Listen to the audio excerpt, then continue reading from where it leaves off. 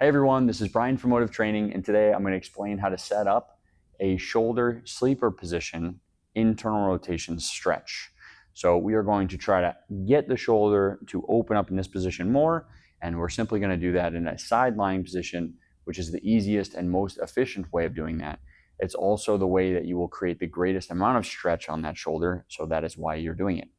I can't prescribe how else to do this in terms of load, pails and rails, things like that. I realize the video is titled Pails and Rails. However, this is how you set up to do that. If you want to learn how to load this, you need to find someone who can teach you how to do that in person. Otherwise, this video would be 20 minutes long. Options are you can look for KINSTRETCH online like we have at Motive Training, or you can find someone local who's doing KINSTRETCH or functional range conditioning in your area. So let's jump in. The thing we're going to try to do the most of is get that shoulder blade to pull back so it's not getting in the way as we try to rotate the shoulder forward. So when we lay down, we'll get ourselves here. We're going to lay with that elbow directly in front of us. We're going to try to get the shoulder back behind us a little bit. And then we're also going to make sure we're not on top of our shoulder. If you've ever gone to sleep and you kind of roll into a ball and you get into a fetal position like this, the shoulder will hug up towards your ear. So you might actually have to kind of get on top of it a little bit more so that it's really, really underneath you and behind you. Then we'll take the hand and we'll bring it toward the belly button. You want to think about scraping your thumb towards your belly button, okay? Most people, as soon as they get here, they shove the hand away. It goes in this far position out here.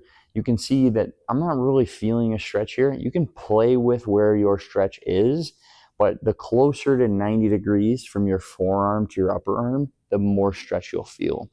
And this is how you set up for a stretch of that capsule. This is how you set up for pails and rails. If you want more intense cueing, you can rib down. You can create body tension in the core and the abs. You could try to get a little bit of retraction. So you're trying to pull that shoulder blade back in the socket. Okay, this is actually creating torque on that shoulder. So you want to do this cautiously and carefully. And then you can sink into that position without getting that coupling motion. Coupling motion means that the shoulder blade is rolling over. So as an example, if I let go and I just let this collapse, okay, I'm kind of like letting everything shove up and forward in the socket. In this case, my shoulders are very healthy after years of doing this. This does not hurt. However, we want to make sure that we're not jamming up the front side of that shoulder. And if you have pre-existing injuries or aches, that is a big concern. You're not trying to get anything on that front side. This should be all on the back side or posterior side of your shoulder. And this is how you're going to help open up the shoulder for better internal rotation.